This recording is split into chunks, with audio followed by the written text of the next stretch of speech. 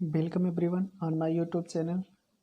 आज का जो टॉपिक है वह है प्रॉफिट एंड लॉस। ठीक है, तो आज हम देखने वाले हैं प्रॉफिट एंड लॉस, और अदर जो चैप्टर होने वाले हैं वो देखते हैं स्टेप बाय स्टेप। सबसे पहले प्रॉफिट एंड लॉस में सबसे पहले जो पॉइंट होता है वो होता है कॉस्ट प्राइस। कॉस्ट प्राइस क्या होता है? तो कॉस्ट प्राइस वह प्राइस होता है जिसपे किसी भी वस्तु को हम क्या करते हैं, खरीदते हैं या परचेज करते हैं। ठीक है, और सेलिंग प्राइस वो प्राइस होती है जिसमें हम क्या करते हैं, वस्तु को बेचते हैं। तो ठीक है, तो ये हो गया कास्ट प्राइस और ये हो गया सेलिंग प्राइस। कास्ट प्राइस वो प्राइस होती है जिसमें हम चीज़ों को खरीदते हैं, सेलिंग प्राइस वो प्राइस होती है जिसमें हम चीज़ों को बेचते हैं। ठीक है, तो प्रॉफिट और गेन क्या होते हैं? प्रॉफिट या गेन, तो यहाँ पे अगर हमारा सेलिंग प्राइस, यहाँ से देखो, अगर हमारा सेलिंग प्राइस कास्ट प्राइस से ज़्यादा हुआ, मतलब हमने खरीदा कम में और बेचा ज़्यादा में, तो हमारी क्या हो जाएगा? प्रॉफिट। तो प्रॉफिट या दोनों, या प्रॉफिट या गेन। ठीक है, तो यहाँ पे हो जाएगा प्रॉफिट या गेन का फार्मूला जो हो जाएगा selling price minus cost price. ठीक है, तो लॉस कब होगा? लॉस तब होगा जब कॉस्ट प्राइस हमारा क्या होता है, ग्रेटर देन सेलिंग प्राइस। यानी हमने क्या किया, खरीदा ज़्यादा में लेकिन हम किसी वजह से जो हम बेचे उसका जो रेट हो गया थोड़ा सा कम हो गया। ठीक है, तो वहाँ पे क्या हो जाएगा, हमारा लॉस हो जाएगा। तो लॉस का फार्मूला हो जाएगा cost price minus selling price. ठीक है, तो परसेंटेज ऑफ प्रॉफिट क्या होता है? परसेंटेज ऑफ प्रॉफिट होता है profit divided by cost price into 100। Percentage का वैसे जो बेसिक फार्मूला होता है वो क्या होता है, obtain value divided by total value into 100।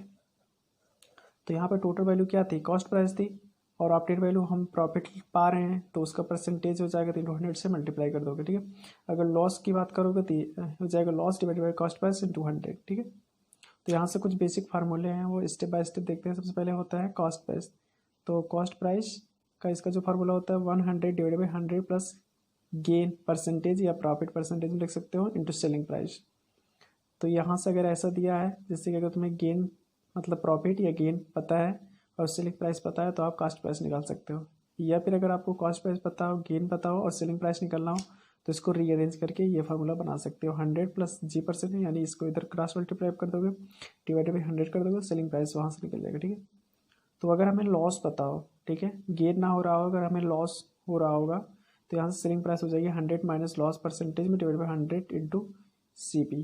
कहने का मतलब ये है जहाँ पे गेन था वहाँ पे आप लॉस लगा दोगे और जब लॉस होगा तो वो माइनस में आ जाएगा। ठीक है, तो इन दोनों कॉन्सेप्ट को मिला करके ये जो तीसरा है कि cost price is equal to 100 divide by 100 plus minus gain या लॉस परसेंटेज में इंटू सेलिंग प्राइस, तो ये हो जाएगा जनरल फार्मूला दोनों के लिए। अगर हमारा गेन होता है तो प्लस में, लॉस होता है तो माइनस में, ये हो जाएगा। ठीक है, नेक्स्ट पॉइंट देखते हैं। अगर ऐसा हो जाए M articles of cost price is equal to N articles of selling price, ठीक है, तो वहाँ से क्या हो जाएगा, तो वहाँ से परसेंटेज ऑफ गेन और लॉस जो होगा उसका जो फार्मूला हो जाएगा M minus N divide by N into 100। जहाँ पे एन क्या है, एम आर्टिकल है कॉस्ट प्राइस की, एन क्या है, आर्टिकल नंबर ऑफ आर्टिकल है सेलिंग प्राइस की। ठीक है, तो अगर यहाँ पे याद रखना, अगर हमारा जो ये होगा एम, ठीक है, ग्रेटर देन होगा एन से, तो हमारा क्या होगा, गेन होगा।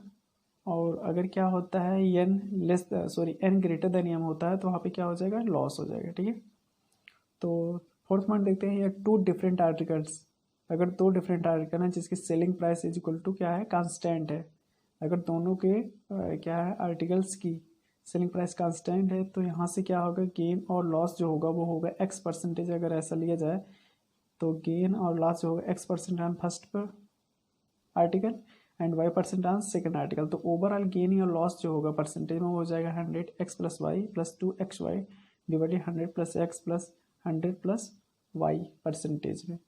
तो यहाँ से अगर देखो इसकी वैल्यू प्लस में आ जाती है तो गेन हो जाएगा, अगर ये माइनस आ जाती है तो लॉस आ जाएगा। ठीक है, फिफ्थ पॉइंट की बात करते हैं, two different articles selling price is equal to constant. अगर टू डिफरेंट आर्टिकल्स की सेलिंग प्राइस कांस्टेंट हो बट गेटिंग जो गेन हो रहा है, gain X percentage on first पे, आल्सो लॉस जो हो रहा है एक्स परसेंट ऑन सेकेंड में, तो हमेशा से क्या होगा, ऑलवेज लॉस होगा। तो हमेशा क्या होगा, लॉस होगा। अगर एक्स वाई सॉरी, जहाँ यहाँ पे वाई था, अब यहाँ पे एक्स दोनों हो गए। ठीक है, तो यहाँ से ओवरऑल जो लॉस होगा, लॉस परसेंट हो जाएगा x डिवाइडेड बाई 100 का होल स्क्वायर परसेंटेज, ये लिख सकते हो एक्स स्क्वायर डिवाइड बाई 100%, तो इतना हो जाएगा। ठीक है, तो इस जो फार्मूले बता रहे हैं इस पर डायरेक्ट हमारे क्या होते हैं, क्वेश्चन आते हैं, तो वहाँ से आप डायरेक्ट क्वेश्चन को सॉल्व कर सकते हो। ठीक है, बस ये आपको फार्मूला पता होने की ज़रूरत है। ठीक है, 6 पॉइंट के बाद कहते हैं a merchant uses faulty measure and sells goods at. तो इसमें क्या किया है कि जो मर्चेंट है, जो मतलब बेचता है, वो क्या करती है, सबसे पहले क्या कर दिया, गलत मेजर कर दिया, तो उसके बाद गुड को बेचता है, तो यहाँ पे गेन आता है, लॉस आता है ऑफ x%, तो यहाँ से ओवरऑल परसेंटेज गेन और लॉस जो होगा वो हो जाएगा, इसमें जो रिलेशन होगा 100 + g divide by 100 + x equal to true measure divide by fault measure. ठीक है, तो ये हमारा हो जाता है। ये यहाँ से हम क्या कर सकते हैं, जो भी गेन होगा या लॉस होगा वो हमें पता चल जाएगा। नेक्स्ट पॉइंट देखते हैं, एक बात नोट रखना है, if merchant sells is good at cost price, अगर जो मर्चेंट्स है वो क्या करता है, गुड्स को कास्ट प्राइस पे बेचता है, तो यहाँ पे x की वैल्यू क्या रख लोगे, 0। ठीक है, डिस्काउंट की बात कर लेते हैं, 7.2 सक्सेसिव डिस्काउंट, अगर वो 2 सक्सेसिव डिस्काउंट देता है, मान लो x% एंड y% रिस्पेक्टिवली, तो यहाँ से टोटल जो डिस्काउंट्स की वैल्यू हो जाएगी x + y - xy divide by 100%, या और इसको लिख सकते हो 100 - 100 into 100 - x divide by 100 into 100 - y divide by 100%। ठीक है, तो यहाँ पे ये याद रखना ज़्यादा अच्छा है। ठीक है, इसके बजाय। ठीक है, नेक्स्ट चैप्टर देखते हैं, चैप्टर नंबर 6 हो जाएगा simple interest and compound interest. सबसे पहले ये देख लो सिंपल इंटरेस्ट और कंपाउंड इंटरेस्ट में डिफरेंट क्या है। तो जो सिंपल इंटरेस्ट होता है वो टाइम के साथ, टाइम तो बढ़ता जाता है, तो लेकिन ये इंटरेस्ट जो होगा वो कांस्टेंट होगा, पर ईयर के हिसाब से जैसा भी बढ़ता जाए टाइम तो बढ़ेगा, लेकिन इंटरेस्ट जो होगा वो कांस्टेंट होगा। बट अगर ऐसा हो जाए टाइम हमारा बढ़े, तो वहाँ पे जो इंटरेस्ट हो वो वेरी करे।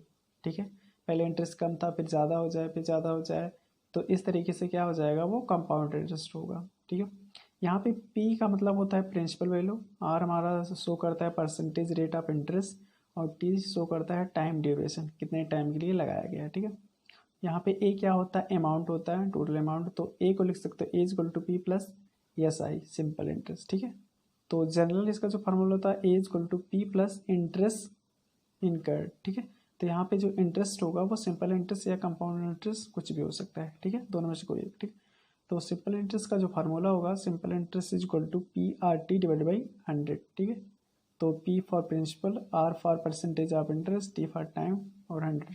ठीक है, तो यहाँ से अगर हम कंपाउंड इंटरेस्ट का फार्मूला बताएं तो कंपाउंड इंटरेस्ट = P ब्रैकेट में 1 + R divide by 100 total power T - P।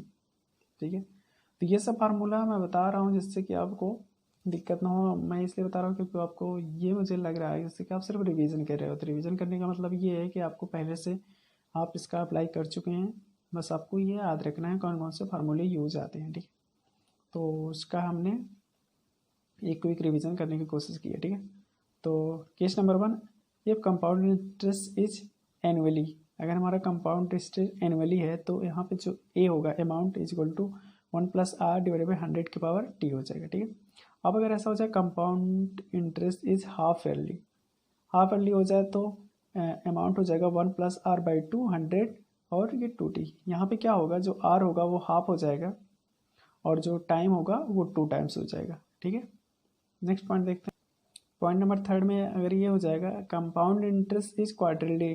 ठीक है, तो क्वार्टरली मतलब क्या होता है, 1/4, तो ऐसा हो जाए तो A = हो जाएगा 1 + R बाई 4 और 140। तो यहाँ पे जब देखो क्या था, एनुअली था तो R1 था, T1 था। ठीक है, अब अगर उसने बोल दिया हाफ बोल दिया तो R हाफ हो जाएगा, T 2 टाइम्स हो जाएगा। अब इसने क्वार्टरली बोला है तो R 1/4 हो जाएगा, T 4 टाइम्स हो जाएगा। बस यही है। केस नंबर 4 देखते हैं, when differential rate of interest is change.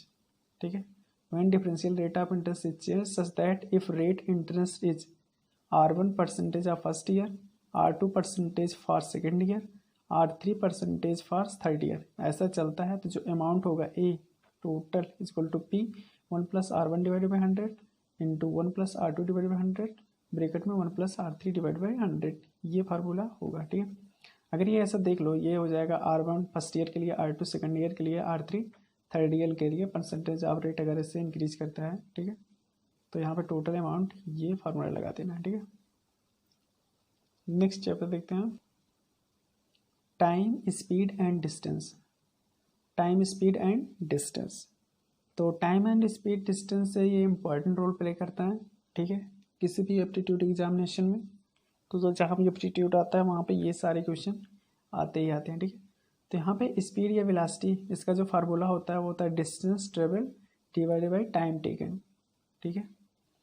तो यहाँ से अगर वेलोसिटी को v से और डिस्टेंस ट्रेवल को d से, टाइम टेकन को t से, इसमें तो रिलेशन होगा b equal to D by T के, ठीक है। तो यहाँ से एवरेज स्पीड जो होता है total distance divided by total time, ठीक है।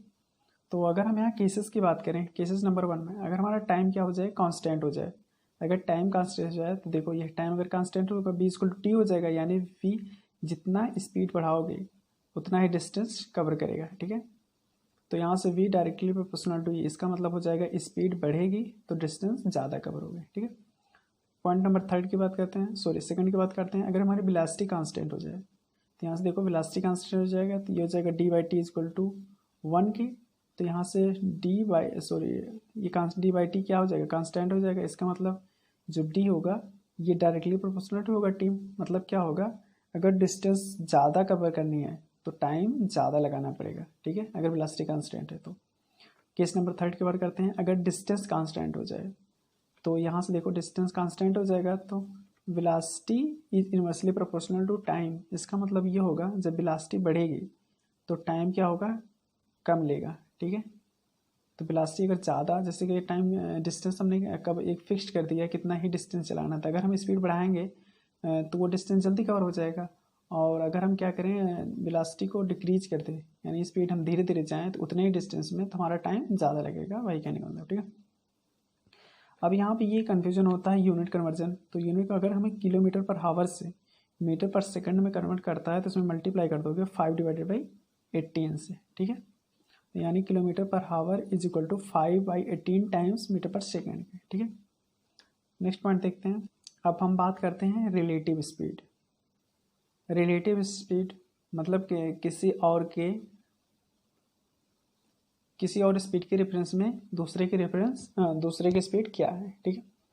तो यहाँ सबसे पहले अगर हम देख लें सेम डायरेक्शन, अगर दोनों की स्पीड क्या है सेम डायरेक्शन में, नंबर 1 फर्स्ट की जो पहला ट्रेन या कुछ भी बोल सकते हो, जो फर्स्ट है उसकी स्पीड s1 है और सेकंड की जो स्पीड है s2 है, और दोनों सेम डायरेक्शन में जा रहे हैं, तो जो रिलेटिव वेलोसिटी होगी दोनों का डिफरेंस हो जाएगा s1 माइनस s2। और लेकिन अगर ऐसा हो जाए अपोजिट डायरेक्शन, अगर स्पीड s1 है और दूसरे की स्पीड s2 है लेकिन दोनों अपोजिट डायरेक्शन में जा रहे हैं, ठीक है।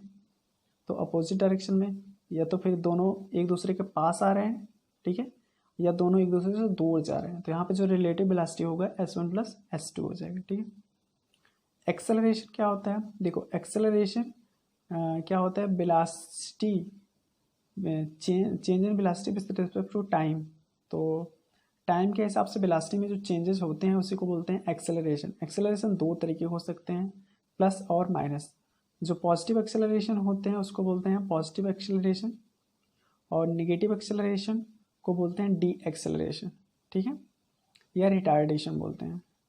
तो यहाँ से जो एक्सेलरेशन, इसकी जो फार्मूला होता है change in velocity with respect to change in time, तो ये हो जाता है b2 minus b1 divided by delta T. इसका जो यूनिट होता है मीटर पर सेकंड स्क्वायर होता है, ठीक है।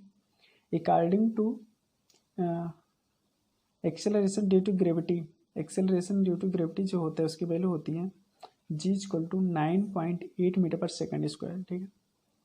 तो यहाँ से जो न्यूटन्स फार्मूला होता है v equal to u plus g t, s बराबर u t plus half a t square, और ये होता है बी स्क्वायर बराबर u square plus 2gs, v square बराबर यू स्क्वायर प्लस 2gs, ठीक है। नेक्स्ट पॉइंट देखते हैं। अब हम स्पीड, टाइम और डिस्टेंस का यूज करते हैं, एप्लीकेशन इसका देखते हैं, तो वो ट्रेन्स प्रॉब्लम में, ठीक है। तो ट्रेन्स प्रॉब्लम जो होता है आजकल एग्जाम में बहुत ज़्यादा पूछे जा रहे हैं, तो ठीक है, तो इसका कॉन्सेप्ट देख लेते हैं। अगर लेट एस टी ये है speed of train, L T है लेंथ ऑफ ट्रेन, और एस ओ है स्पीड ऑफ ऑब्जेक्ट, एंड यल ओ है लेंथ ऑफ ऑब्जेक्ट, और टी रिप्रेजेंट कर रहा है टाइम टेकन, जो टाइम लग रहा है। ठीक है, तो cases number 1, train crossing a stationary object, pole हो सकता है या ह्यूमन हो सकता है, ठीक है, जो रुका हुआ है। तो विदाउट लेंथ, अगर हमने कोई एक ट्रेन, मतलब ये कोई ऐसी ट्रेन है जिसकी जो लेंथ है, अगर हम उसको कंसीडर ना करें, अगर उसको कंसीडर ना करें तो, और ये कोई ह्यूमन बीइंग्स है, वो यहाँ पे स्टेशन पे खड़ा हुआ है, तो ट्रेन यहाँ से गुजरेगी। ठीक है, तो यही से पूछा गया है वो कितना टाइम लेगा। Train crossing a standing object pole और ह्यूमन स्टैंडिंग विदाउट लेंथ, तो जो टेकन टाइम लेगा वो हो जाएगा L T divide by S T. L T मैंने बता दिया, लेंथ ऑफ ट्रेन हो गया, एस टी हो गया हमारा स्पीड ऑफ ट्रेन। ठीक है, तो लेंथ ऑफ ट्रेन अगर पता है, स्पीड ऑफ ट्रेन पता है, तो यहाँ से पोल या ह्यूमन बीइंग को कितने टाइम में क्रॉस करेगा, उसका जो फार्मूला होगा length of train divide by speed of train. ठीक है, पॉइंट नंबर 2, केस नंबर 2 देखते हैं। विथ लेंथ, अगर हम ट्रेन की अगर हम लेंथ के साथ कंसीडर करें तो जो टाइम टेकन होगा वो एल टी प्लस यल ओ। यल ओ मतलब क्या हो गया, देखो लेंथ ऑफ ऑब्जेक्ट, तो लेंथ ऑफ ऑब्जेक्ट और डिवाइड बाई एस टी, ये हो जाएगा स्पीड ऑफ ट्रेन। ठीक है, पॉइंट नंबर 3 की बात करते हैं। Cross moving object, cross moving object without length, तो इसका जो फार्मूला होगा T equal to L T divided by relative speed of train and moving object. ठीक है, तो रिलेटिव वेलोसिटी, तो रिलेटिव वेलोसिटी का कॉन्सेप्ट अभी बता ही दिया। तो इस तरीके से अगर हमारा अपोजिट डायरेक्शन में है, जैसे दोनों एक दूसरे का अपोजिट डायरेक्शन में जा रहे हैं, तो उसका जो टाइम टेकन होगा वो हो जाएगा L T divide by S T plus S O. यहाँ पे रिलेटिव वेलोसिटी की, जब मैंने बोला था अपोजिट डायरेक्शन होगा तो दोनों का समेशन हो जाएगा, और अगर सेम डायरेक्शन में होगा तो L T divide by S T minus S O. तो यहाँ पे जो स्पीड का क्या होगा, डिफरेंस लिया जाएगा। ठीक है, अब पॉइंट नंबर 4 की बात करते हैं, विथ लेंथ। तो अगर अब हमने क्या किया, लेंथ को कंसीडर कर दिया, तो अगर दोनों अपोजिट डायरेक्शन में है तो ये हो जाएगा L T plus L O divide by S T plus S O. ठीक है, और सेम डायरेक्शन में है तो हो जाएगा टाइम जो लगेगा L T plus L O divide by S T minus S O. ठीक है, तो यहाँ से सीधे सीधे ये एक फार्मूला देख लो, देखो जो टाइम टेकन ट्रेन के द्वारा होगा, तो टाइम का फार्मूला अगर निकालोगे तो क्या होता है, डिस्टेंस डिवाइड बाई वेलोसिटी, ये तीनों में रिलेशन होता है। अब दो चीज़ें होती हैं, अगर हम टाइम की बात कर रहे हैं तो एक होता है विदाउट लेंथ और एक होता है विथ लेंथ।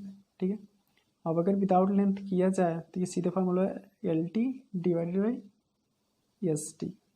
ठीक है, अब अगर विदाउट की बात कर दिया जाए तो ये हो जाएगा L T plus L O divided by S T. ठीक है ना, तो यहीं पे हो जाएगा। और अगर इसकी बात कर दिया, रिलेटिव वेलोसिटी की बात कर दिया जाए, अभी तक हम सिर्फ ट्रेन के ले रहे थे, अब रिलेटिव वेलोसिटी करोगे तो यहाँ से क्या हो जाएगा, हो जाएगा एल टी डिवाइडेड बाई, अब देखना ये पड़ेगा कि दोनों का रिलेटिव वेलोसिटी क्या है, तो यहाँ से रिलेटिव वेलोसिटी लगा दोगे। ठीक है, और यहाँ से भी यही कर दोगे, तो यहाँ हो जाएगा L T plus L O divided by relative velocity. बस इतना ही है। ठीक है, नेक्स्ट पॉइंट देखते हैं। इसका नेक्स्ट एप्लीकेशन है बोट्स एंड स्ट्रीम्स में। ठीक है, तो वेलोसिटी, डिस्टेंस और टाइम में ये रिलेशन बेसिक वाला ही होता है, velocity is equal to T by T है। ठीक है, let S B denote the speed of boat, S S speed of stream, S U speed of up stream, S D speed of down stream. ठीक है, तो cases number 1 की बात करते हैं, इन स्टिल वाटर। ठीक है, तो S S speed of stream क्या हो जाएगा, 0 हो जाएगा अगर स्टिल वाटर है तो, एंड एस बी यानी स्पीड ऑफ बोट, ये हो जाएगा नॉर्मल स्पीड गिवन, जो भी दिया होगा वो उसके बराबर हो जाएगा। पॉइंट नंबर 2, किस नंबर 2 की बात करते हैं, वाइल मूविंग अप स्ट्रीम। ठीक है, वाइल मूविंग अप स्ट्रीम, तो अगेंस्ट ऑफ वाटर, वाटर के मूव करेगा, तो यहाँ से स्पीड ऑफ अप स्ट्रीम हो जाएगा S B minus S S. S B का मैंने बता ही दिया था स्पीड ऑफ बोट, और एस एस हो जाएगा स्पीड ऑफ स्ट्रीम, दोनों का डिफरेंस ले लोगे। ठीक है, अप स्ट्रीम की बात करें, while moving down stream direction, तो हो जाएगा S D equal to S B plus S S. ठीक है, speed of boat plus speed of stream, और एस टी का बता दिया स्पीड ऑफ डाउन स्ट्रीम। ठीक है, केस नंबर 4 की बात कर लेते हैं। व्हेन गिवन एस यू यानी स्पीड ऑफ स्ट्रीम और स्पीड ऑफ डाउन स्ट्रीम, तो यहाँ से हो जाएगा speed of boat is equal to S D plus S U by 2 और एस एस हो जाएगा S D minus S U divided by 2। ठीक है, तो ये था application of boat and stream problem. ठीक है, तो आज का चैनल यहाँ पे ख़त्म करते हैं, मिलते हैं फिर नेक्स्ट वीडियो में नए कॉन्सेप्ट के साथ। ठीक है, थैंक यू।